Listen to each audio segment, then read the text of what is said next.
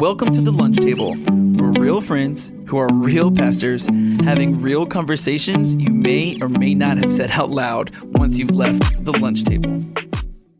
Welcome back to the Lunch Table Podcast. I think this is officially season 3 only because season we took 3, a really baby. long season 3. Yeah. We know the tens of you out there that have been waiting for this day to be back, and we're excited. Drew, Bob, Nate's late as today for some reason. Off to a great start. Don't even know where Nate is. But how are you? How the heck are you guys? And is there any major life updates that we need to know about as we get ready to jump into today's topic? Dude, I am great. No major life updates. I was in a meeting yesterday from 8:30 to 5 p.m. And so I am like a man. ready for a day today to actually get some stuff done and be with the boys at the lunch table. Yep, let's go. Yep. What about you, Drew? What's your life updates? Bro, my life is freaking wild right now. Okay. All right. So, things are honestly okay. We're doing okay. We're getting there. Honestly, we just got back from IA retreat. So that really helped a lot to just give me some rest and peace. But since our last episode, I've inherited another person's full-time job on top of mine. I've lost almost 100 pounds, which is nuts. Let's go. And then on top of all that stuff, my church's ACs are being replaced. So now I'm working from home because it's 1,000 degrees in the inside of our church. So, there's that. It's who knows what God's doing, man. There's a whole bunch of stuff. What about you, man? So hence why we have this thing called the lunch table to get together and just process all that stuff out. Right. Right. No, the biggest update for me is our church is we were portable for the last 4 years. And on June 8th, we move into our new permanent facility. And so we are super pumped. There's lots of energy, lots of people coming, but it's like moving into a giant house, moving into like a mansion, and you're just trying to figure it all out and, all the things. So that's the big update for me. But quick question for you guys. So as with IA Retreat saves so many things. IA Retreat saves ministries. I think I'm still in it. IA Retreat probably saves some marriages here and there through some great advice. IA Retreat, mentoring, all those things. But now we can add to it IA Retreat saving the Lunch Table Podcast because we're here today because we all got together, right? Yeah. Mm-hmm. We had a good old come to Jesus at the lunch table meeting where it was like, is this going to continue? and what was and for the tens of you out there, we decided, no, in all legitimacy, it's more for us than it is for you listeners. All right. But we care about you. We do love you and we want you to listen. But we need this. It is notable that I had a lot of people ask if we were bringing it back or what happened to it, and It was like, okay, we got some listeners. Shout out Curtis at Meadville, and others was like, what's going on with the lunch table, man? They were like, they added you, and then the gang broke up. It's like, is this a Beatles situation? Are you causing a rift? It's like, no, I don't think so.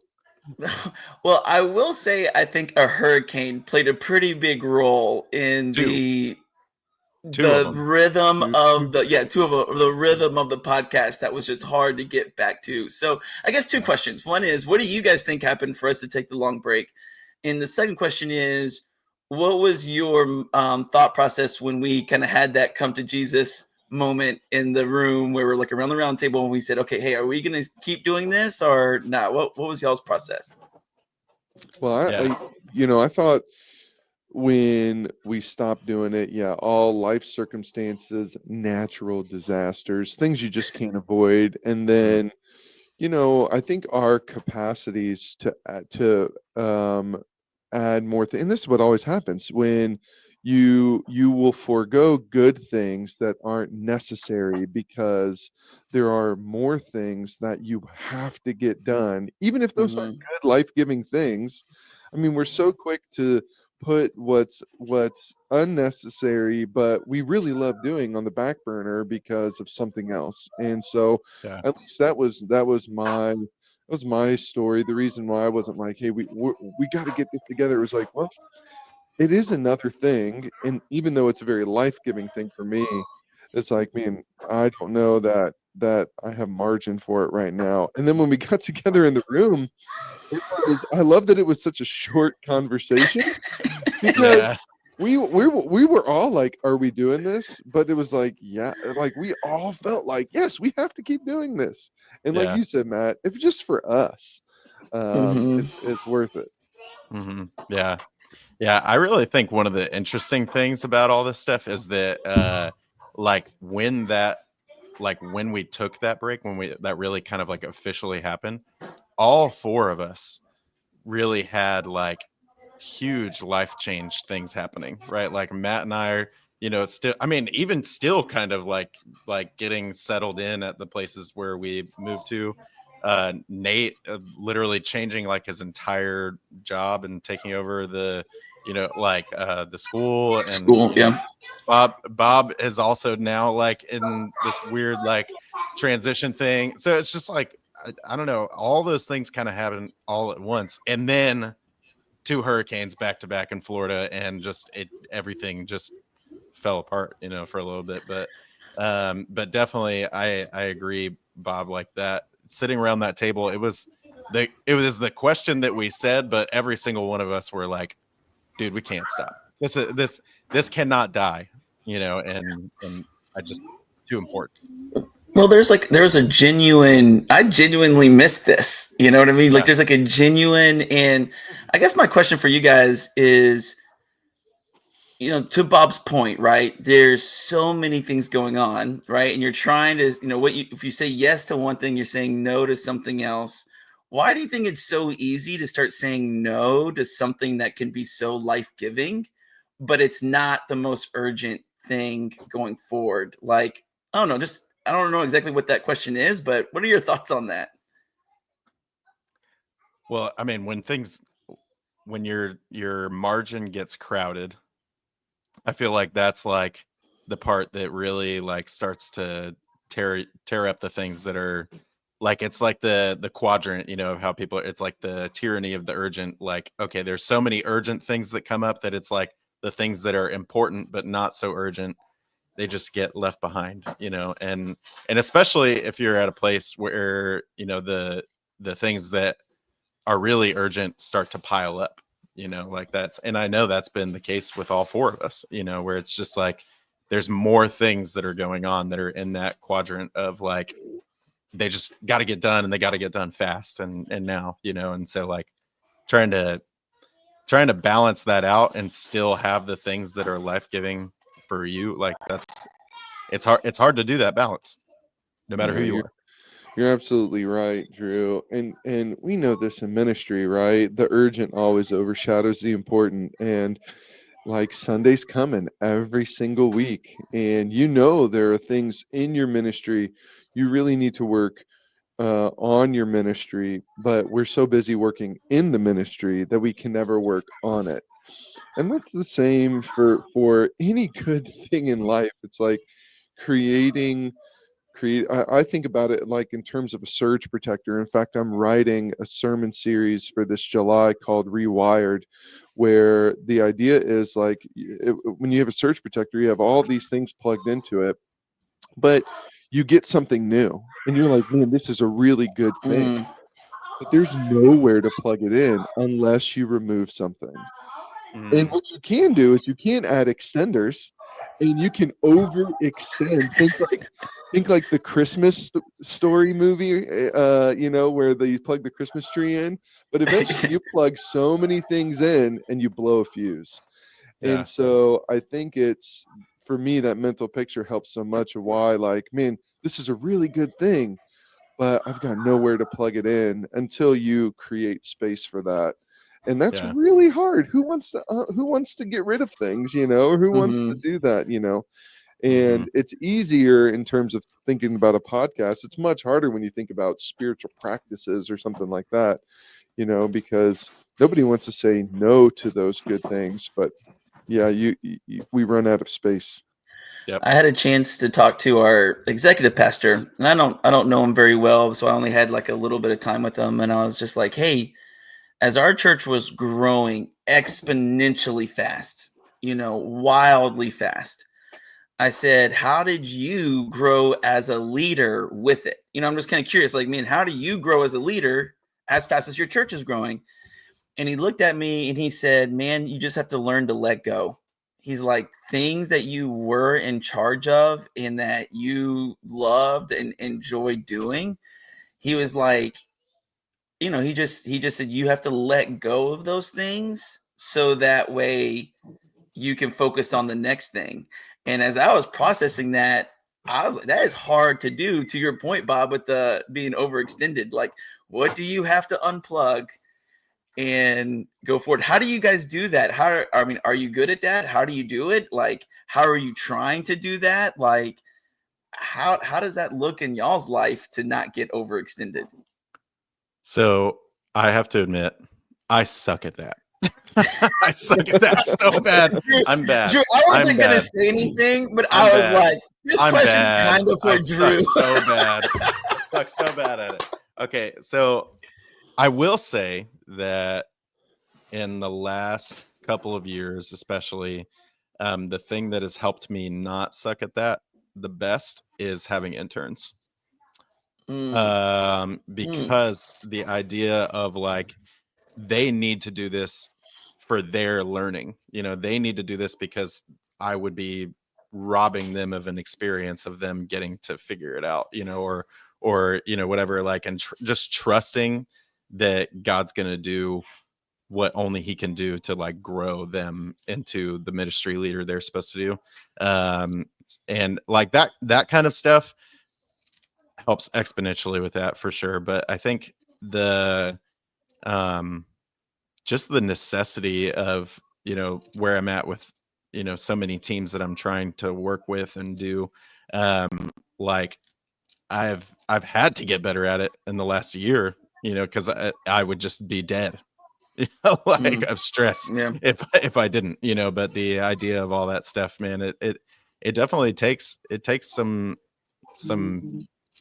like, it's not even like a lack of pride. It's not even like oh, I can do this the best or whatever. Like it's not just like, oh, I just don't have pride over those things. It's like the faith to say, God, I literally can't hold on to this thing anymore. Someone else has to do it. I have to give this to someone else. Like, it's like going out against pride, like as much as you possibly can, just to say like, I don't have to be the one that does this. And that not only is that okay, but that's good. Like, I should do this because someone else should be doing this, so I can do this instead, and but that is that's been a hard lesson for me to learn. Yeah, Drew. I'm curious for you guys because I've heard different percentages for everyone, and I have two specific thoughts around this. But I want to ask you guys a question. What percentage is it that you say if someone can do it X percentage as good as me, let them do it? I've heard like, if an intern or volunteer can do it 80% as good as you, then they own it, let them go run with it. But what percentage do you think that should be? Is it 80%? Is it 60%? Is it like, with some things 30%? Like, what do you think? So for me, my philosophy when I step into a role is I'll try to break everything I'm doing down to like quadrants the best I can, right? So whatever my role is, I try to get as specific in each thing. And then that way, as someone comes on, I say if they can do it 50% as good as I can, but willing to get better. But what I've learned over the years, but it's only one small piece of the pie at a time. Sure. So, because I think that's where I got myself in trouble is when you're like, hey, you're a great leader. Can you be this lead? And I'm just going to hand over this huddle or this thing and stuff like that. Well, then it all starts crumbling. I'm like, okay, that was my fault. That I kind of gave over too much. And, 50% isn't going to get the job done. But I have found when I say, hey, I need you to do this one thing, for now, and then as they get better at it, and then just kind of slowly but surely add more to that to them. So there's pros and cons to that, and we can talk about that. But for me, that's kind of been my philosophy: is 50%, but willing to get better. Willing to get better, ability to grow, Mm-hmm. What about you, Drew? Yeah, I don't know. I feel like most of the time I've probably looked at it more as like 75, depending on who, like what it is. But with the caveat that if they are at 50%, that like I'm gonna train that person to get them to 75. Like that's like, and then I let them go. And maybe that's part of my problem, is that I need to be more lenient with that. I don't know. But that's where I've been. The only thing I'll say to that is there's a certain point where I realize I can't train everyone to get to 75. Right. That there's just too many people to actually, like, for me to invest that amount of time. And so that's where I think one thing I've been trying to learn is to look at them and be like, hey, actually, you need to figure out how to get to 75. Now it's never that harsh. I want to be clear here. Like, I've never looked at someone and said it that way. That might be your thought, but that's not what you're communicating. Right. But at some point I'll say, hey, here's all the tools you need. Hey, let me, and then when they come back and they need help, I'll be like, hey, actually reach out to this person, or hey, look, check this out. And I think that's where you kind of realize, like, I can't get every single person to 75. So I'm interested. What are your quadrants? You said you set up your stuff into quadrants. Like, what do you mean by that? What are you talking about? Well, like our welcome team. So everything's come from like, okay, our parking team, connect center, greeters, inside door, outside door, seaters. So like basically, like, I'll take the look at the whole thing, and then I put like I'll break each one down on how each one can win and the fundamentals of each one, right? So instead of having one generic, like, our welcome team is here for people to feel good, it's our parking team, this team, like it's everything is broken down. And so then when someone is like, hey, I got some extra time, I might say, okay, hey, you're going to be on our parking team, and you this one thing, whatever. And then even on a Sunday morning when I was doing worship services, it's the same thing. Like, okay, who's doing production, who's stage host, stage managers, materials. I just try to break everything down as best I can, and then give people one thing at a time. Does that make sense? Yeah. I heard Marty Grubbs do a talk once. He's a lead pastor of Crossings Church in Oklahoma, and he's a pilot.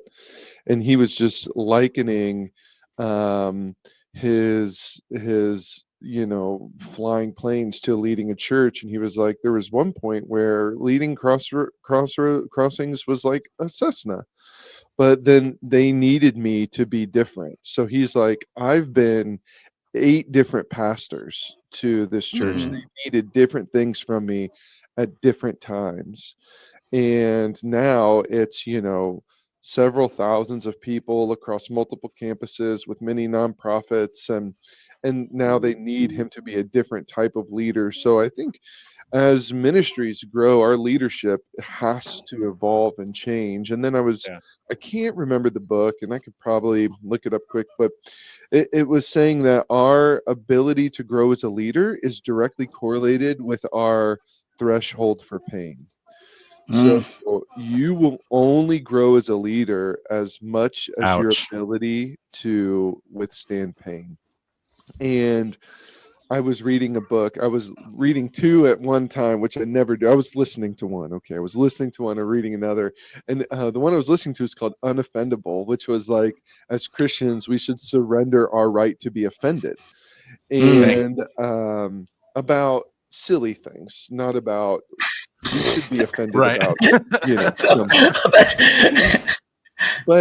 but as I was reading both of those, I was like, man, what is my pain tolerance? And I thought back to when I was a student pastor early on, and a volunteer was really mean to me, and I was like, I'm quitting ministry. Because it was the hardest thing I'd ever experienced. Someone was mean to me. Now, it was a volunteer who tried to fight me because, oh my gosh, because he stopped showing up. And so I told him he couldn't be a small group leader anymore if he didn't show up for his students anymore. And he was like, "You want to take this outside?" And that's crazy, dude. But now I laugh at that because I was like, man, what a knucklehead, like.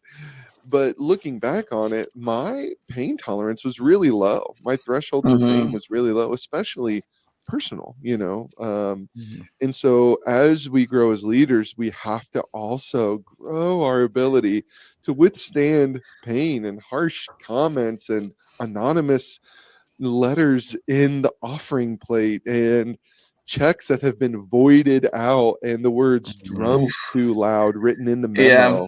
Man. Like, you have to be able to withstand those things in order to grow as a leader, I think.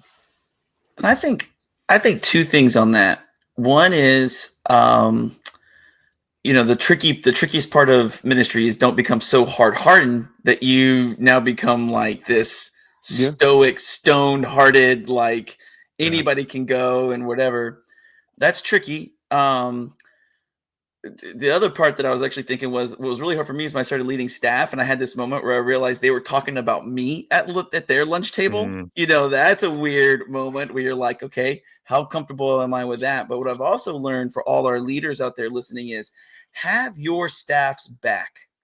Have your staff's back. I think what changed for me with my pain tolerance wasn't so much, I got pretty comfortable with people being upset with me or thinking it should be one way or the other. I remember a youth team, one group of people loved having snacks. They thought snacks was the best thing ever, and they were the snack team. And then there was like another group of people who hated the snacks. They thought it was just making a mess and all these things. And you're like, okay, I can deal with the pain of not making everybody happy. Yeah. But what started hurting me the most is when I didn't feel like my leaders had my back. And that's where I hope people listening to this know it's okay to be both, right? It's okay to feel pain, but it's also, if you're the leader, have your staff's back and don't just appease the complaints in order to try to avoid as much conflict as you can. Yeah. I think that's one of the things that I've learned in this season that I'm in right now is this idea of like, I can take just about any amount of pain for my staff. Like, I don't know if, you guys have probably experienced this. Like, it's one thing if something happens to me or like someone questions my leadership or something like that, like that's hard, whatever, you can deal with that stuff. Like, but I can brush that off. Like, that's like, whatever, like people can say what they want about me. But like, if people are like coming at me about my staff, oh heck no. Like that's like, I'm like, don't be putting pain on them. It's like, they don't, no. Cause like, it's almost like I have these little baby birds that are like trying to fly, and like they haven't had someone trying to fight them, because they can't be a small group leader. Like, and so like, it's like they haven't gotten the chance to like get that tough skin yet. And I mean, some of it they need to grow into that. But like when stuff really hits the fan and stuff, man, that's the stuff that to me, I'm like, nah, man, it's protection mode. Let's go. Hey, Bob, how did you grow your pain tolerance? Over the years, what do you think has kept you in the ministry, or how do you feel like you've grown into the level of leader you are now? I think a big part of it is having the right people around you to not coddle, like when it isn't a big thing, to tell you that, to say like, hey, look, I know this is really hard for you, but in the grand scheme of things, this isn't going to be. So to give you perspective, I mean, like, I remember, Chip is visiting our church today and this weekend, and I'm going to try to record a podcast with him on the next episode of Jesus Salem Church podcast. But I remember calling him once and telling him about a situation, and he was like, "Yeah, bud, how'd that make you feel?" And so I told him, he's like, "Yep, ministry is hard sometimes. People can be mean, but dude, it's worth it. And really isn't something you should complain about. You got to keep going. All right, got to go, bud. Thanks. Bye. I was like, oh, okay. So it wasn't, I'm feeling like this is a bigger deal. And then two, I think learning two things. One, not to respond right away. And then two, sometimes not to respond at all. Like, just because someone wrote you an email does not mean you have to respond to them. Or just because, and we have a rule at our church, and my assistant knows it. She's like, if we get a note and it's anonymous, throw it away. We don't even read it. We don't even read anonymous notes. Yep. And so, like, you can read it, but I don't even want to see it. And the other day she came and read something to me, and I said, who wrote that? She's like, well, nobody. And I was like, what do we do with those? And she was like, oh, she's like, my bad, because it's been a minute since we got them. So I think having people around you to help give you perspective, but then not being afraid of confrontation. I was very conflict avoidant, and what that does is when you don't address something, it's just what the old adage, putting band-aids over bullet holes. It's never going to heal. It's never going to work out, and you're just delaying the problem. And that gives it time to grow and become bigger and bigger and bigger. So not being, I used to tell our whole team, we've got, a bunch of people on staff, and I would say, hey, if any of you have conflict, you want help navigating, I want to talk to you, because I'm trying to find more conflict to be involved in, because it terrifies me. I ignore it. I avoid it. And so it was like an intentional work, right? Like, I want to get better at solving this, and then going into it with the notion that we may not agree. We likely will not come to agreement, but let's still be able to worship together and have unity and diversity, and still choose to be a part of the same community together with disagreement. Now, that's easy to say when the attacks aren't personal. When they're personal, the only way to get your pain tolerance is, I think of it like, there's a story about these monks, and in their monastery, there was these trees with all of these holes in them. And these finger-sized holes. And it's because the monks would work at toughening up their fingertips just by poking the tree. And over decades and decades and decades of doing it, they wore holes in the tree, right? Oh. And that's how they increased their threshold, their pain tolerance, was just by doing it. And so, and it seems like the curriculum God uses to grow us is life. And life throws a bunch of obstacles towards your way. But I heard a mentor say this recently: nobody grows sitting on a beach. And then he gave me this perspective. Listen to that. I'm figuring out how I can steal his idea and preach it. He said, when Peter denies Jesus, Jesus comes to him and doesn't say, Peter, do you love the sheep? Go feed them. He says, do you love me? Then feed the sheep. It has nothing to do with your disposition, your love, your kindness. Sometimes the sheep are carnivorous, and sometimes the sheep come after the shepherd. But Jesus doesn't say, do you love the sheep? He says, do you love me? Then go feed the sheep. And when we get to heaven and we start telling stories about all of the hardships we had, we will look silly. Going up to Paul and saying, like, dude, you'll never believe how mean my church was. And he'll be like, did they try to stone you too? No. Imagine going to Stephen and be like, dude, Stephen, I got this letter in the envelope one time. And he was like, oh, really? Really? Did you? You'll have no war stories. That's so true. Get to heaven. And so I try to keep that perspective. We do it for Jesus, not for the sheep.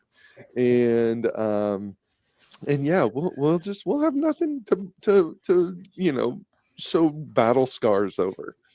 Yeah, I love it. I love it. I think so. What I want to try to do real quick is kind of transition. So we're gonna keep recording. Pause. Ready? Do it. We're gonna. What are we doing? Nate made it. He made it. He made it. Did I get the time wrong? I had 10:30 in my calendar.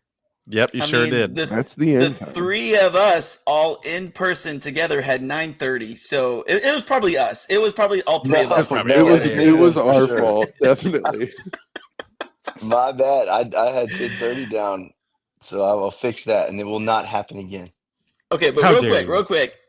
Bob just had like a mic drop moment he that did. Nate, you're gonna have to listen to the podcast to No, catch. it's something stupid about sheep. I heard it. He stole it. I got it. All right, so we're gonna keep recording, but this episode is ending, and you're gonna have to listen for next week to get the second part of this, part 2.